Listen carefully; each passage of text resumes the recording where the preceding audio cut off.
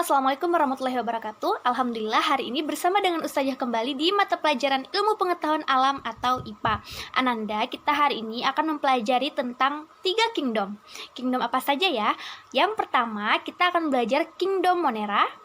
Yang kedua, Kingdom Protista. Dan yang ketiga adalah Kingdom Fungi. Ananda, jangan lupa persiapkan diri terlebih dahulu ya. Siapkan buku tulisnya, catat materi yang Ustazah sampaikan, dan berdoa terlebih dahulu. Nah, Ananda, apakah Ananda mengenal gambar apa aja ini? Oke, jadi ini adalah salah satu contoh manfaat dari makhluk hidup yang berukuran kecil tadi ya, atau mikroskopis. Nah, mikroorganisme itu dapat membantu dalam proses pembentukan tempe, tape, keju, bahkan roti, dan masih banyak lagi manfaat atau peranan dari mikroorganisme. Nah, dengan mempelajari materi hari ini, diharapkan Ananda mampu menjabarkan tentang ketiga kingdom tadi, yaitu Kingdom Monera, Kingdom Protista, dan Kingdom Fungi. Nah, 3 kingdom ini termasuk ke dalam jenis makhluk hidup yang mikroskopis atau berukuran kecil. Nah, sedangkan makhluk hidup yang lain seperti hewan, tumbuhan, itu masuk ke dalam kingdom yang berbeda. Nanti kita akan pelajari di materi selanjutnya. Oke, yang pertama kita akan membahas tentang Kingdom Monera. Nah, ini adalah ciri-ciri umum dari Kingdom Monera. Biasanya mereka mempunyai ukuran 0,1 sampai 15 mikron saja. Terus mereka juga tergolong makhluk hidup uniseluler atau bersel satu. Dan mereka tidak memiliki membran nukleus ya, atau membran inti, sehingga disebut sebagai makhluk hidup prokaryotik. Dinding selnya terbuat dari peptidoglikan dan habitatnya tersebar di mana-mana. Jadi dari tempat yang normal sampai yang ekstrim pun mereka ada. Terus reproduksinya dapat terjadi secara aseksual maupun secara seksual.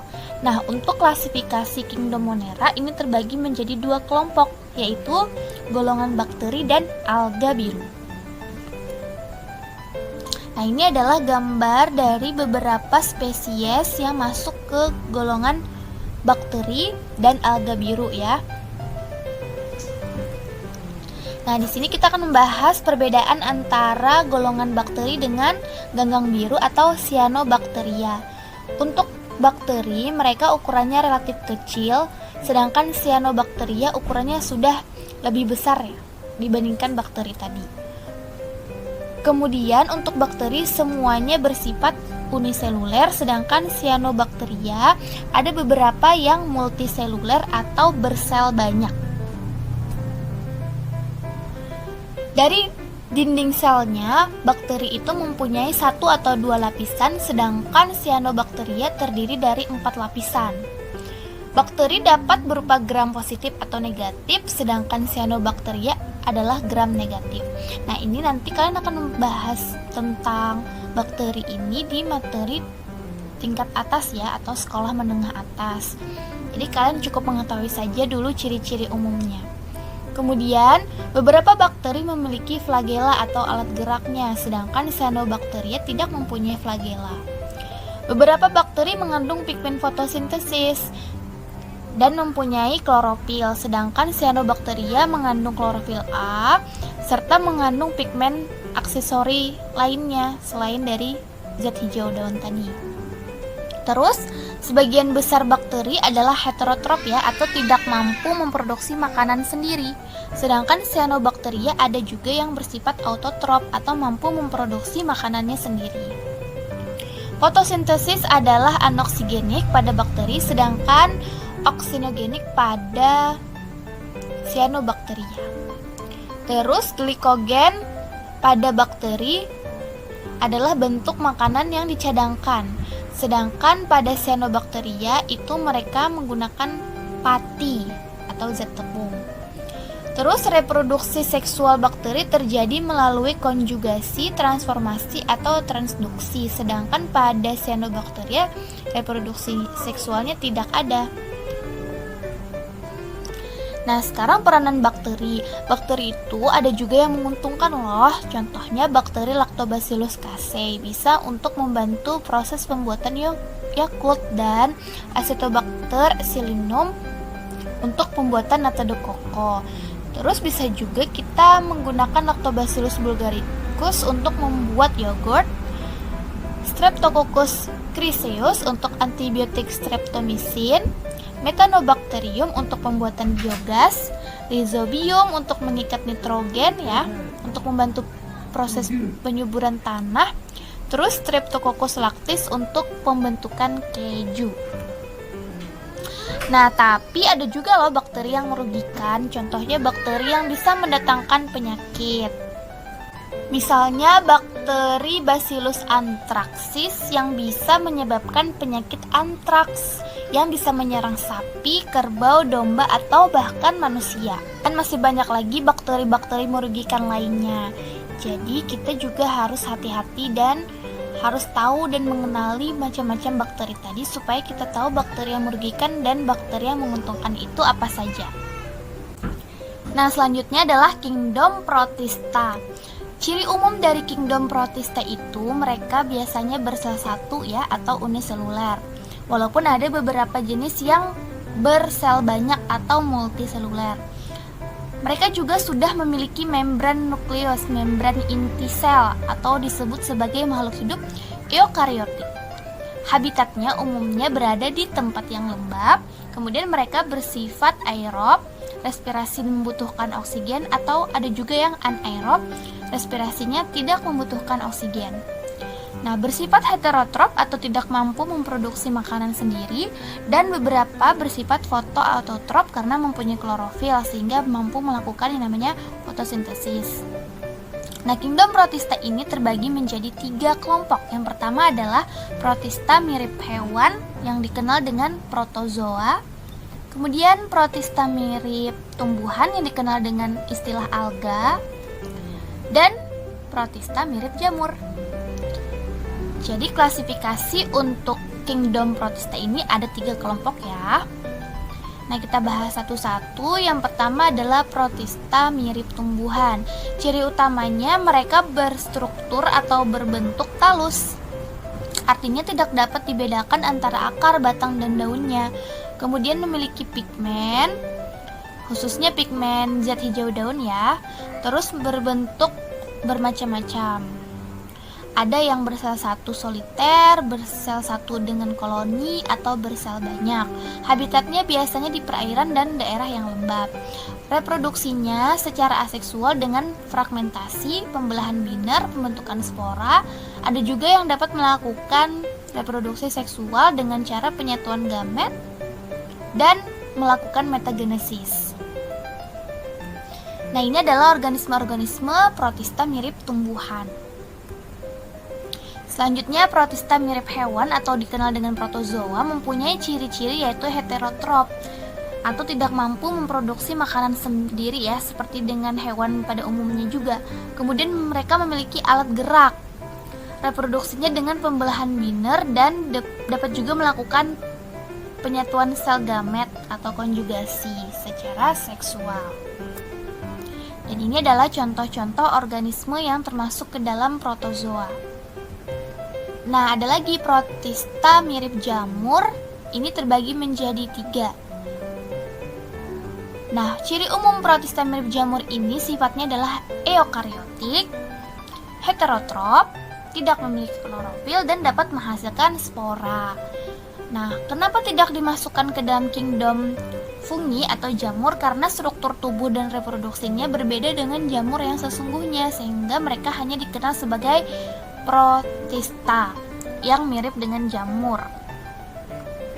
Reproduksinya mirip dengan jamur, namun pada fase vegetatifnya mirip dengan amoeba. Nah, ini adalah contoh-contoh organisme yang tergolong ke dalam Protista mirip jamur. Nah, untuk manfaat dan peranan Protista ini juga banyak sekali. Contohnya seperti Chlorella sp yang bisa dibuat sebagai obat-obatan. Juga ada yang bermanfaat dari segi ekologis ya, atau dari segi lingkungan, misalnya untuk bahan penggosok dan indikator pencemaran air. Nah, tapi ada juga golongan dari protista ini yang merugikan. Contohnya Plasmodium malariae yang dapat menyebabkan penyakit malaria. Kemudian ada juga yang dapat merusak tanaman kentang, menyebabkan penyakit busuk pada kecambah, dan masih banyak lagi organisme protista yang merugikan. Selanjutnya adalah kingdom fungi atau jamur. Ciri-ciri umum dari kingdom fungi ini, mereka bersifat eukariotik, memiliki membran inti sel, umumnya multiseluler atau bersel banyak, dan ada juga yang satu sel. Terus reproduksinya dengan pembentukan spora, tubuhnya disusun oleh benang-benang yang kita kenal dengan istilah hifa ya. Kemudian habitatnya juga di tempat yang lembab. Nah, klasifikasi kingdom fungi ini terbagi menjadi 4, yaitu Chytridiomycota, Zygomycota, Ascomycota, Basidiomycota. Nah, untuk Chytridiomycota itu contohnya jamur Almises dan Chytridium. Dari umumnya adalah sporanya motil berflagella. Terus habitatnya di laut, sungai, danau, dan tanah lembab. Sebagian anggotanya memiliki dinding sel berkitin. Nah, selanjutnya untuk Zygomycota, ciri umumnya adalah spora dihasilkan oleh sporagium. Reproduksinya secara aseksual dan seksual juga. Contohnya pada jamur pembentuk tempe, yaitu Rhizopus oryzae. Nah, Ascomycota ini mempunyai ciri-ciri yaitu hifanya bersekat-sekat dan biasanya berinti satu.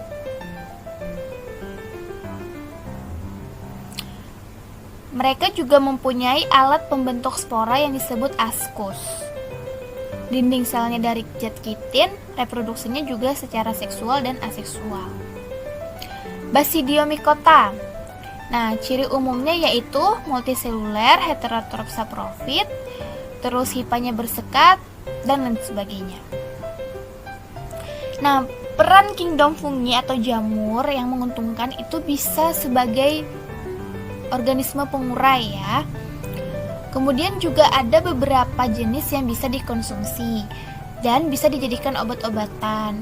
Terus dapat meningkatkan kesuburan tanaman. Serta banyak lagi ya fungsi-fungsi lain seperti tadi yang bisa digunakan untuk fermentasi, pembuatan bioteknologi dan lain sebagainya. Nah, adapun peran merugikan dari kingdom fungi ini, yang pertama bisa menyebabkan penyakit pada manusia dan juga kerusakan pada tanaman. Banyak jenis penyakit yang disebabkan oleh jamur ya, bisa menyerang manusia ataupun juga tanaman. Ada sebuah hadis yang diriwayatkan oleh Muslim, sami'tu Rasulullah sallallahu alaihi wasallam yaqulul kam'at minal manna wa ma'aha shifa lil ain. Artinya, aku mendengar Rasulullah bersabda, kam'at atau jenis jamur adalah bagian dari dunia jamur. Airnya adalah obat untuk penyakit mata. Hadis riwayat Muslim dari Sa'id bin Zaid. Nah, Ananda, dari hadis ini kita bisa mengetahui ya bahwa jamur yang berukuran kecil sekalipun atau organisme mikroskopis ternyata mempunyai manfaat. Nah, dia bisa digunakan sebagai penyembuh dari penyakit. Sebab itu kita harus bersyukur ya dengan ciptaan yang Allah berikan kepada kita. Dari berbagai macam organisme tadi, banyak yang bisa bermanfaat bagi kehidupan manusia. Jadi kita harus selalu mendekatkan diri kita kepada Allah dan juga harus mempelajari ilmu pengetahuan supaya kita bisa menggunakan makhluk hidup tersebut untuk kepentingan kita. Nah, demikianlah materi hari ini, semoga bermanfaat. Jangan lupa untuk terus belajar, membantu ayah bunda di rumah, dan semoga materi hari ini bisa Ananda pahami. Walaupun tidak semuanya, setidaknya Ananda sudah mengetahui ya tentang berbagai macam makhluk hidup yang ada. Nah, kita akan bertemu lagi di pertemuan selanjutnya untuk mempelajari tentang kingdom animalia atau hewan dan kingdom plante atau tumbuhan. Sampai bertemu lagi di pertemuan selanjutnya. Syukran kasir, jazakallah khairan. Wassalamualaikum warahmatullahi wabarakatuh.